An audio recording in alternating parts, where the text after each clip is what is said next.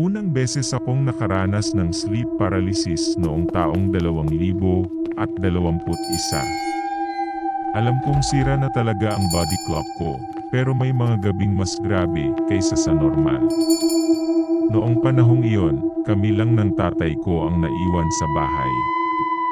Hindi ko alam kung anong oras na nangyari iyon, pero bigla akong nagising, o mas tamang sabihin, nagising ang isip ko, pero ang katawan ko, hindi ko magalaw. Pakiramdam ko'y may mabigat na pumipigil sa akin, parang may aninong nakatayo sa isang sulok ng kwarto. Gusto kong sumigaw, gusto kong gumalaw, pero kahit anong pilit kong igalaw ang daliri ko, walang nangyayari. Isang minuto o mahigit pa akong nakapako sa kama, natatakot at naghihintay kung may mas malala pang mangyayari. Nang sa wakas ay nakagalaw ako, napabalikwas ako ng bangon, hingal na hingal, pero hindi ko na nagawang bumalik sa tulog. Akala ko, yun na ang pinakamalupit.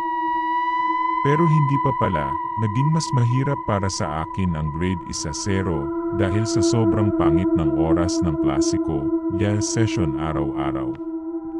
Tuluyan ang nasira ang tulog ko. Bukod sa stress sa school, dumagdag pa ang personal problems ko. 5 oras lang ang tulog ko kada araw, minsan wala pang tulog bago pumasok. Sanay na akong halos gabi-gabing magkaroon ng sleep paralysis, kaya dumating sa punto na hindi ko na lang ito iniinda. Pero may isang gabi na hindi ko kailanman malilimutan, mahimbing akong natutulog ng biglang. Nagising ako, pero hindi ko agad naintindihan kung anong nangyayari. Ramdam ko ang bigat sa dibdib ko, hindi ako makagalaw, hindi ako makahinga ng maayos. Akala ko, panibagong sleep paralysis na naman.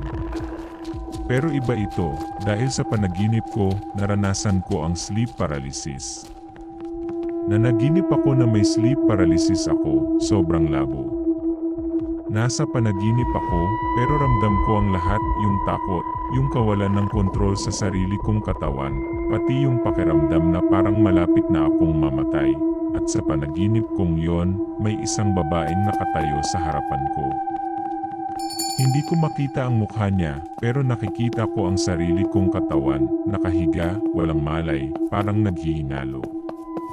Kitang-kita ko ang paa niya at ang kanyang mahabang buhok na umaabot sa sahig.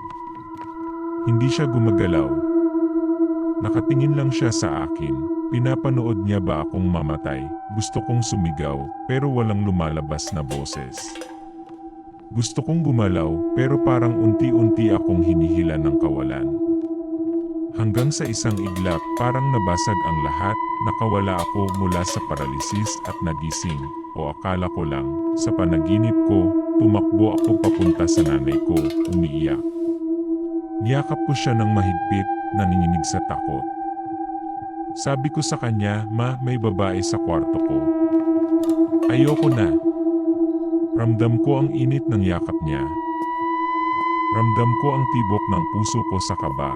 Akala ko, ligtas na ako. Pero panaginip lang pala yon, dahil nung totoong nagising ako, nasa kama pa rin ako. Wala akong kayakap. Walang nanay kong nagpapakalma sa akin. Nakahiga lang ako, humihikbi, basang-basa ng sarili kong luha, at sa dilim ng kwarto ko, hindi ko magawang bumangon. Dahil kahit wala na akong nakikita, ramdam ko pa rin siya.